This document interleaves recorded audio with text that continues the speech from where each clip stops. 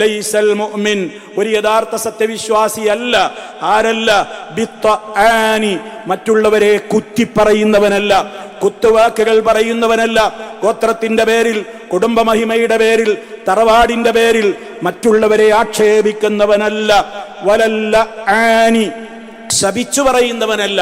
ഏതെങ്കിലും ഒരു പ്രയാസം വരുമ്പോഴേക്ക് സ്വന്തത്തെ തന്നെ ശപിച്ചു പറയുക, മക്കളെ ശപിക്കുക, സമ്പത്തിനെ ശപിക്കുക, മറ്റേതെങ്കിലും പലവിധത്തിലുമുള്ള ശാപവാക്കുകൾ പറയുക. ക്ഷമയുടേതായ കൃത്യമായ പാഠങ്ങൾ മനസ്സുകളിലുള്ളവർക്ക് അത് നിയന്ത്രിക്കുവാൻ സാധിക്കും. അതുകൊണ്ട് വിശ്വാസി ശപിച്ചു പറയുന്നവനായിരിക്കില്ല. വലൽ ഫാഹിഷി, അവൻ ചീത്ത പറയില്ല. വലൽ ബദീ, അവൻ തെറി പറയുന്ന, തെറിവാക്കുകൾ പറയുന്നവരുടെ കൂട്ടത്തിൽ പെടില്ല.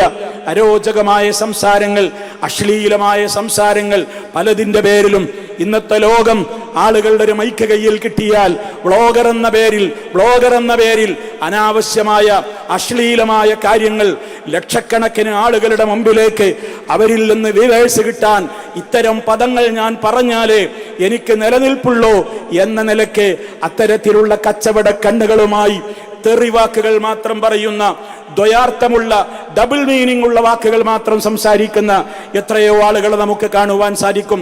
അത് വിശ്വാസിയിൽ നിന്നുണ്ടാവുകയില്ല, അവനത് ചെയ്യില്ല. അതാണ് നബി സല്ലല്ലാഹു അലൈഹി വസല്ലമ വിശുദ്ധിയുടെ മറ്റൊരടയാളമായി കൊണ്ട് നമ്മോട് പഠിപ്പിച്ചിട്ടുള്ളത്.